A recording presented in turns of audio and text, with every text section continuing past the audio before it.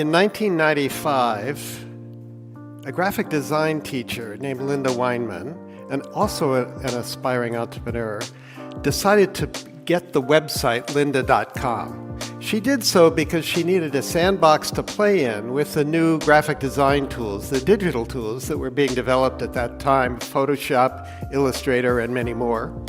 And she needed a place to put her students' work so all could see it. Well, she put that website together and the business began to grow. And in 2002, she discovered it could be much, much more.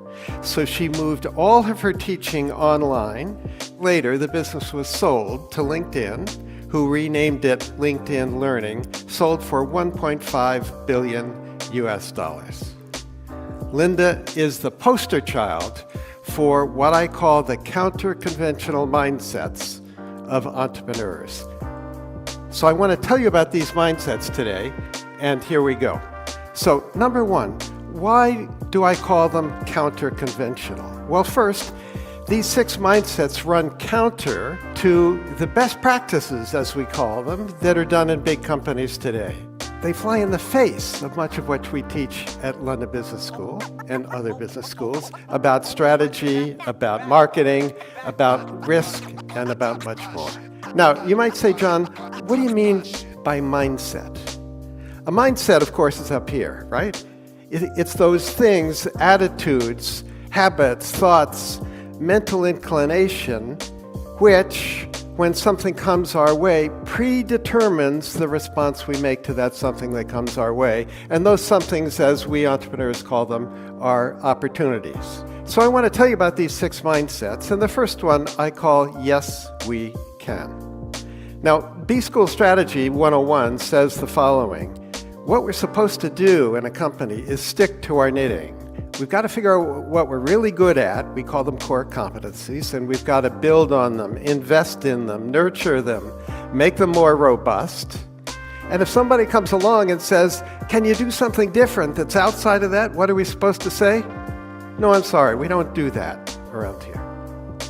Well, a Brazilian entrepreneur named Arnold Correa built a wonderful business that today is called Atmo Digital by disregarding those rules. He had already reinvented his business twice to become a major provider of event management and production services. When one of his customers said to him, you know, I have 260 stores scattered all around Brazil, and Brazil is a big country, and I like to be able to broadcast training and motivational events to the stores in real time. So Arnold, could we put televisions in the training room of all my stores, and could we build a satellite uplink so we can send all this wonderful stuff to the stores? So what did he say? He said, yes, we could do that, even though he knew nothing about satellite technology, had never operated outside Sao Paulo, but he got it done. Then several years later, some of his other customers, one of them in particular, Walmart, said, well, you know, it's nice that we have all of these television screens in the back room of the store, but wouldn't it be cool if we had them on the sales floor? Because then we could run advertising. So when the customer walks down the aisle for detergent, perhaps there's an ad for Procter & Gamble's detergent in that aisle. And what did Arnold say to that request? Yes, we can do that. Over a period of years, Arnold reinvented his business fundamentally 4 different times by saying when a customer wanted something new that lay outside his core competencies, yes, we can.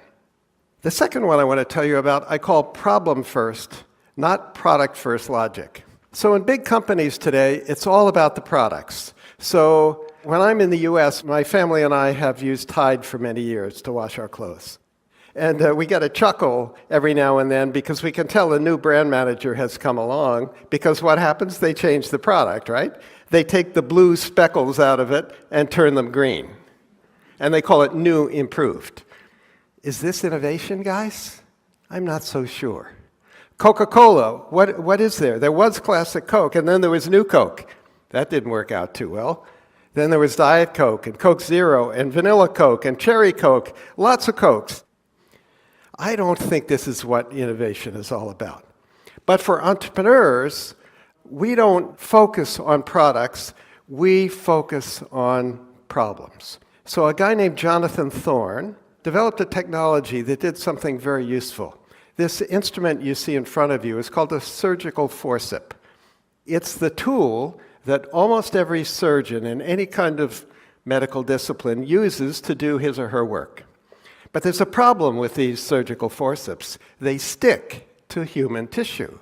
So imagine you're having a facelift and the plastic surgeon is doing the final touches, but the tissue sticks to the forceps. Maybe it's not going to look quite as good as it was supposed to look. And maybe the plastic surgeon's going to get a little frustrated and it's going to take longer to do the work. And John said, that's a problem I think I can solve with a new silver nickel alloy that he had developed. Well, it turned out the business didn't grow very fast, focusing on plastic surgeons. So he said, I wonder if there's another surgical specialty that has an even bigger problem that I could solve. And he discovered one, and it's neurosurgeons. And neurosurgeons work in two places on our bodies, in our spines and in our brain. So I hope you never have brain surgery, and I hope I never have it. But if they have to take a little tumor out, I hope the forceps don't stick to some other tissues, because I kind of want to keep all the brain cells I can, right? John Thorne built a fantastic business, sold it some years later to Stryker. Stryker is very happy. John and his investors are very happy too. Why? Because John focused on solving problems, not on thinking about products. The next one, I call it think narrow, not broad.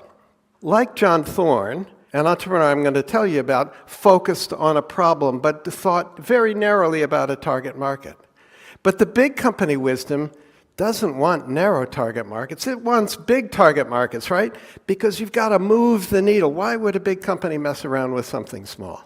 But like John Thorne, Philip Knight and Bill Bowerman, when they founded Nike, a company we all know very well today, had identified a problem, but it was a problem that a very narrow target market had. Phil Knight was a runner, a distance runner, and he could run almost not quite a 4-minute mile, and Bill Bowerman was his track coach. And there's a problem with their shoes, because running shoes in those days were really made for sprinters, and when sprinters train, they run around a track. It's a nice, smooth track. But distance runners don't run around tracks. Where do they run? They run on country paths and dirt roads, and they're always stepping on sticks and rocks, and so they get sprained ankles. And they run mile after mile after mile, and they get shin splints. Well, Knight and Bowerman said, we need better shoes that are made especially for distance runners, especially elite distance runners who really train a whole lot. So we're going to build a better shoe that's going to have better lateral stability, a wider footbed.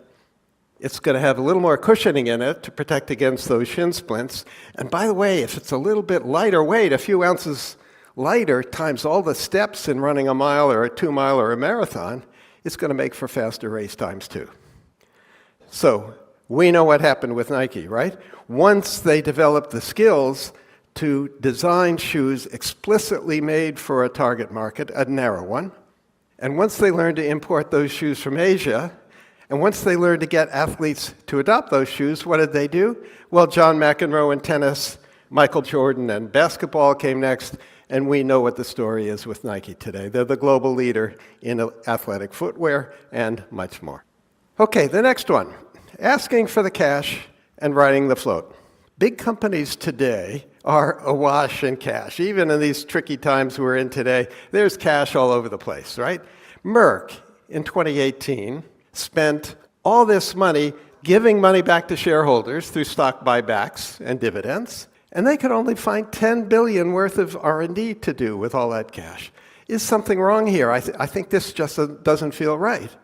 But for entrepreneurs like Elon Musk and the Tesla team, cash is the lifeblood of the entrepreneurial venture. So when Musk joined the Tesla team, he said, well, what's the plan here? And the team had a plan. It was to build a really fancy sports car, make a lot of money from that one, use that money to build a somewhat lower priced car, make some money from that one, and then we're going to build a mass market car that more people can afford.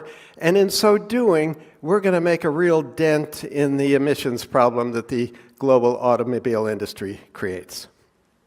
Well, what Musk said is, well, let's go see if we can sell some cars.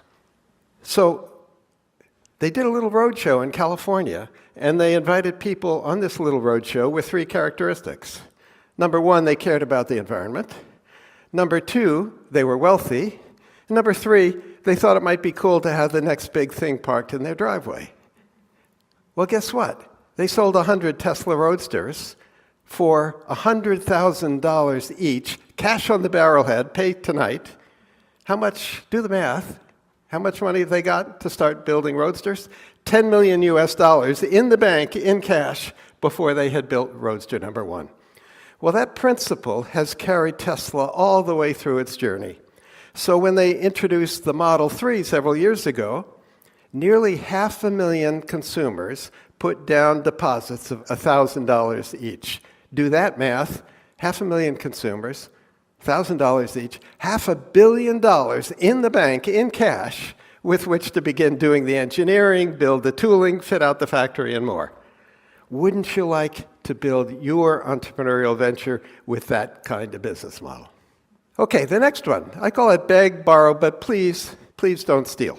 In B-School Finance, we teach our students how to analyze whether a project's any good. So you figure out how much investment you have to do, and then you figure out what the cash flows are going to be going forward year after year after year for 5 years or 10 years or whatever. And then you ask yourself, well, is that return on that investment sufficient? And if the ROI is good enough, then you do the project. That's the idea. But for Tristram Mayhew and Rebecca Mayhew, his wife, who built a wonderful business in the UK called Go Ape, a treetop adventure business, they didn't think that way at all. They said, well, we want to build a treetop adventure business here in the UK. They'd seen one in France that they liked on a vacation. So where can we get some trees? Well, who's got trees in the UK? Well, it turns out the UK Forestry Commission has trees in the UK, lots of them, in all these Forestry Commission sites. And the Forestry Commission was very interested in increasing their visitor count. Well, what better way to increase their visitor count than to have a Go Ape treetop adventure course on their land? So what Tris and Bex essentially did was go to the Forest Service and say, look, or the Forestry Commission and say, look, if you'll give us a chance to build 5 of these and show you that it works, we'd like an exclusive for the rest of them for 25 years. The deal was done. Today, there are more than 30 Go Ape adventure sites across the UK. There are a whole bunch of them in the US. And how did that happen? Because they borrowed most of the assets they needed. They borrowed the trees, they borrowed the loos, they borrowed the parking lots, all that stuff. All they had to do was put their kid on the trees. Pretty cool. Now, entrepreneurs and permission are kind of like oil and water. If you're an entrepreneur, you kind of know that, right? But in a big company today, if you want to get something new done, something entrepreneurial, something that's maybe a little different than the norm, you've got to pass it through the lawyers first, because there are a lot of regulations everywhere, and you don't want to do something that's going to land a top exec in jail. So it's really hard to get a yes answer to doing something that's new and innovative, and it takes a long time, but it's really easy to get a no. For entrepreneurs, however, like Travis Kalanick and Garrett Camp, who founded Uber, do you think they would have been wise to ask the permission of the San Francisco regulators, can we start a taxi company without any taxis? No, maybe not, right? Because had they asked, what do you think the regulators would have said? There's no way you're going to do that. That's going to threaten the current taxi industry, right? So entrepreneurs don't ask permission. They just get on with it. Now, I don't condone many of the things that Uber did along the journey, many of them unethical, some of them probably illegal. But the principle of entrepreneurs just getting on with it when the regulations are perhaps ambiguous or haven't sort of considered what could be done today digitally, that's when you get on with it. Okay, so I want to close with 4 questions for you. Question number 1. Which of these mindsets are embodied in you today? Maybe 1 or 2 of them already. Question number 2. Which of the others can you learn? Are these learnable? I think they are. Question number 3. Can you teach these to somebody you work with who has some challenges for which these mindsets might help? And more pertinently today, is there a challenge you face today for which one of these mindsets, or a couple of them, might help you get beyond the roadblocks you're facing with that challenge. Okay, so there we go. 6 counter-conventional, break-the-rules mindsets that can help anyone, maybe you, change the world.